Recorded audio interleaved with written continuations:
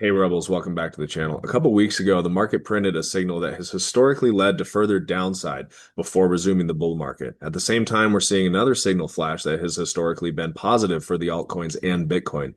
So I figured I'd hop on here during the middle of the week. I typically do a weekly analysis, but I wanted to share these signals with you and give you my thoughts. I know that the markets are very uncertain right now and very fearful, and these are the times to basically start studying and look at the data, try to discern for ourselves where we think the markets can go. So, without further ado, let's dive into the analysis and we will get going on this signal here, the 3-day down signal. What I have here is a weekly chart of Bitcoin. I will dive into the daily chart so you can see what I'm talking about. The signal in question is 3 days down from a significant top. And what I mean by days down is lower highs and lower lows. So that happened here in December of 24. So we had 1, 2, 3 days down from a significant high. The markets were actually quite euphoric during this time. And you can see that it led to further downside, about a 30% correction, and quite some time before the bull market resumed. The first time we saw this signal from there's many signals in this bull market, but I'm basically condensing it to the ones that are from cycle highs. There's been a few of them from the cycle highs. The other one was in March of 2024. Again, markets were very euphoric during this time, and everybody was basically prepping to, break onto fresh highs, new highs, and we were about 8 months before we pressed on to further upside. This signal also happened basically at the very beginning of the bull market. However, there was kind of peak fear during these times, and this signal got invalidated. Like I said, there are a few more 3-day down signals throughout this bull market, not very many, but only a few from cycle high prices. And those are the ones that I want to focus on today because we just printed one of those a couple weeks ago. Yeah, basically beginning of October, we printed that same signal. And to the downside, we can see very consistently these are where those 30% corrections originate. So we had a 33% correction there. And from that high to that low, another 31% correction. So if history is to repeat, can Bitcoin sustain a 30% drawdown and continue to resume the bull market? Well, historically it has. So far this bull market it has, although we are reaching the end of the cycle. So this is where these signals, it's going to be interesting to see how these signals play out because we are so mature in the cycle. Are we going to have maybe a 30% correction? The time frame is a little bit different. We just don't know yet. I just want to brace ourselves for the possibility that we see a 30% correction before resuming the market or a 30% correction before printing a lower high. We just don't know yet. So one of the reasons I wanted to hop on today too is basically just to kind of give what I like to do on this channel is just give bullish and bearish cases. There's a lot of noise on YouTube, and basically, if you're trying to rely on YouTubers solely to get your information or to make your decisions, it's very dangerous because everyone is biased, myself included. I try not to be. That's why I started this channel, is because I want to try to bring as much of an unbiased opinion as I can and just be mostly data driven as I can instead of like just all the hype and all the shills that you see on YouTube. Everybody's just mega bullish or mega bearish. I don't want to be either. I kind of want to be cut in the middle and stay on the right side of the trend. Just stay with the trend. Right now, we're in a macro uptrend until proven otherwise. And we're not going to be proven otherwise until, unfortunately, prices are much lower. Okay. So let's just go through the scenario that Bitcoin actually does do a 30% correction. I'm going to put on this right here is a tool. It's a 50% tool. And I'm just measuring this move. So anything in the top half of this 50% tool is technically strong. So even with all this uncertainty and fear, we are technically in a strong area. Whether this is distribution, accumulation, we're not sure. It looks like it could be distribution, absolutely. And it seems that we are distributing for sure. But that's also what we did here, and so we had that same thing here. Basically, things distributed until they accumulated again and went higher. Okay, so we distributed here, accumulated down here, pressed on. So could we distribute to lower prices? Absolutely. What I don't want to see is lower highs below this level. So if I use the same logic with the previous move here, right here, you can see, and I'll kind of delete some of this here to make this a little bit easier. We have that signal here. I'm using the 50% tool for strength and weakness. I'll also delete that for strength and weakness. We had that signal strike, and we had this move from this low to this high. Again, 50% tool. accumulating or distributing in this strong area, very similar to right here. And we had that 30% correction, and you can just see that we really didn't have consecutive closes, and especially on a weekly basis, that's more obvious. We didn't have multiple consecutive weekly closes below this level. So right there was the first indication that this was just a regular measured correction that Bitcoin has normally seen, and we were most likely going to just continue on with the bull market. Okay, so if we apply that same logic, let's just drag this tool up here.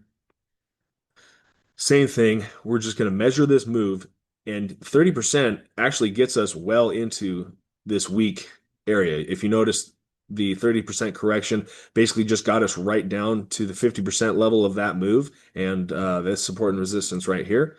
This is a little bit different. If we experience that 30%, we really don't want lower highs to form below this area. Really, what that just means is if we do have consecutive weekly closes below this level and lower highs, it just indicates to us that it's most likely going to continue the downtrend. It's going to start targeting lower prices. And that's how I use these 50% tools. These 50% tools are very powerful and basically looking for how the market reacts to these levels really is what gives you major indications, I believe, before the crowd, because everybody was in extreme fear here too. We had that lead with this 50% tool that we were just coming down to retest that 50%, and then we were on for higher prices. So how the market reacts to this 50% level is very important. Anything until that is basically noise. And that's one of the reasons why I like to do weekly analysis, is because it kind of just helps you zoom out a little bit and get a fresher perspective on the market, or just it calms things down. Okay. So that's kind of the, quote unquote bearish signal that I'm seeing flashing right now. And that doesn't mean that the bull market is over.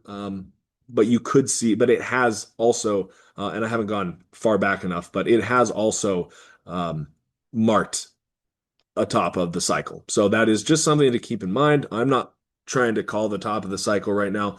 I think it's too early for that. And I think everybody that is so certain one direction or the other, um, you know, if that works for them, great. But I would just, basically fall back to the charts and see what the charts are saying. So why don't we go on to the bullish signals now that we got that out of the way? Nobody wants to hear that. So the good news, what is the good news? So what I have in front of me here is the gold versus Bitcoin chart and the RSI. I don't typically use RSIs, but I like them on a weekly time frame because they can give you some pretty decent insights. Okay, so obviously gold's been on an absolute terror lately. You can barely see it in the Bitcoin to gold chart, but the gold has gone on a really good rally recently and been outperforming Bitcoin. And I want to show us times where basically gold stops outperforming Bitcoin, and we basically have a top against from gold to Bitcoin, and Bitcoin starts outperforming. And so the RSI can be kind of helpful for that. And what I've really done here is I've just marked up on the RSI here where we've had basically peaks in the RSI where we've kind of been overcooked on the RSI. We just printed another one just now. And if let's just go back through the charts here quickly and see what happens after gold peaks against Bitcoin and we're oversold on the RSI. Like I said, I don't use the RSI too much, but it can be useful. So we are oversold on the RSI, starting to round off Bitcoin versus or gold versus Bitcoin, and that led to a pretty substantial rally early on in this bull market. Okay, and then we had that signal flash again a little bit later on in the bull market, basically right at the bottom of COVID there, oversold on gold versus Bitcoin. That peaked that chart right there, and then that basically started that 2021 bull market. So we have to fast forward quite a bit until basically the bear market, that 2022 bear market, before we saw that again. And we had oversold on the gold chart here, or gold versus Bitcoin. And yes, we did see lower prices in Bitcoin. This was also during a bear market. And I don't think that we have enough information to claim that we're in a bear market. I think we just still have to assume that macro trends are up and that we're in a bull market. And yeah, so the next signal they basically called the basically kickstarted the entire bull market here in December of 22. So we had that signal again, and then basically this whole bull market, besides this last little bit, Bitcoin has been outperforming gold. Gold has not been standing up to Bitcoin. So basically seeing that same signal flash again, we just touched it. So this is very early days for this signal. Obviously, that doesn't mean that, Bitcoin absolutely has to go on into this monster tear that we've seen in cycles past. But it does kind of indicate that there is potential there for further upside. The other thing that I had marked up on my chart here, where am I finding? Okay, I'm not finding it. So the other thing that I had marked up on the charts here that I thought was very interesting is I marked those 3-day down signals that we went over in the beginning.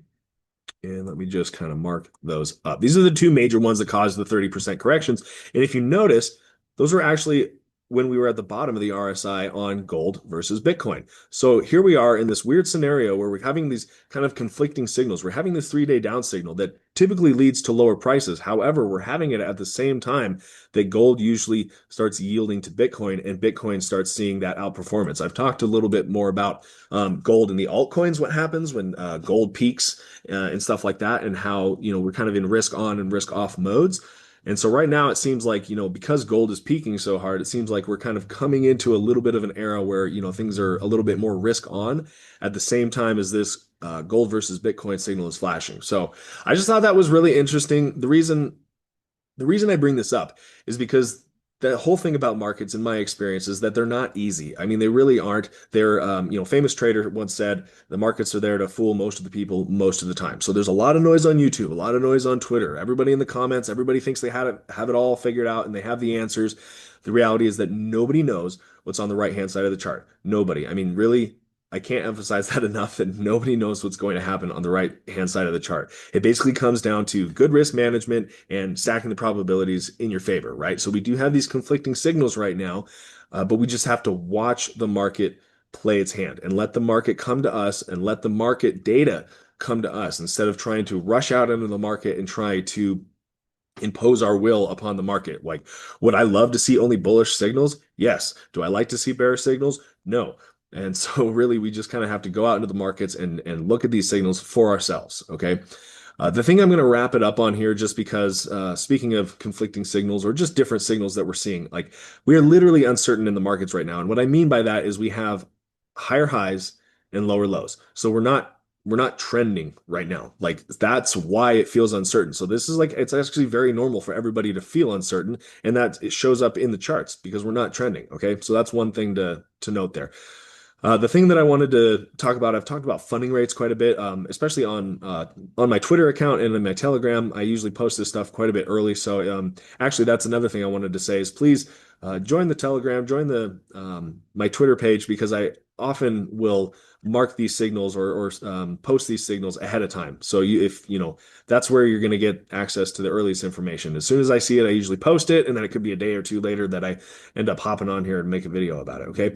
Anyway, blah blah blah. What I want to show here is something interesting is the funding rates, and when we get consecutive negative days of funding, something interesting happens. So this is on Binance, and we get consecutive days of negative funding rates. Typically, is a good place to be interested in the market when everybody thinks that everybody wants to short and everybody thinks that it's all down from there. Again, consecutive days of daily funding, nice big rally. And we're starting to see the same kind of thing right here, consecutive days of negative funding. You can see that very rarely do we have negative funding. However, when we start to see consecutive days of negative funding, those are kind of nice turning points as well. I've covered this on the weekly. I just wanted to dive in a little bit more granular on the daily to see. Now, not every single tick works, obviously. Nice consecutive days of negative funding rate can mark turning points. The other thing I wanted to mention too is max pain. People talk about max pain. In my book, so far, this bull market, at least in a bull market, the max pain event is actually when prices skyrocket from the place that everybody thought it was over. Everybody thought it was over here for weeks and weeks. And the bears came out and were the loudest during the lows. When prices are up here, you don't hear a damn word from the bears. The bears are quiet. They shut up because they basically got fucked. Same thing right here. Max pain was really when price went against everybody. Everybody thought it was over right here. This has happened time and time again. Now, buying the dip is a good strategy in a bull market until the end when it's not. You can basically buy every stinking dip and it's going to be in your favor until it's not.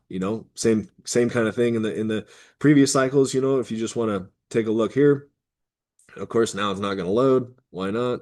Maybe I can pop it into a weekly. It's just not going to show it to me. Oh, fine. I'll come back over here to this last cycle.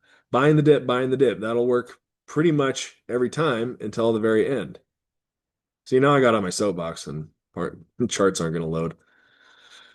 buying the dip, buying the dip, buying the dip, buying the dip, buying the dip, and the whole time you're a stinking genius because you're making money, making money. Eventually, the buying the dip's not going to work anymore, right? So we have to keep that in mind, right? That's kind of the idea. The last thing that I'm going to leave this on because I know I'm starting to ramble a little bit is the exchange volume. This is the one that we're going to have to watch like a hawk, and it's going to give us a lead on the price because actually the volume has typically given us a lead on the price. And if uh,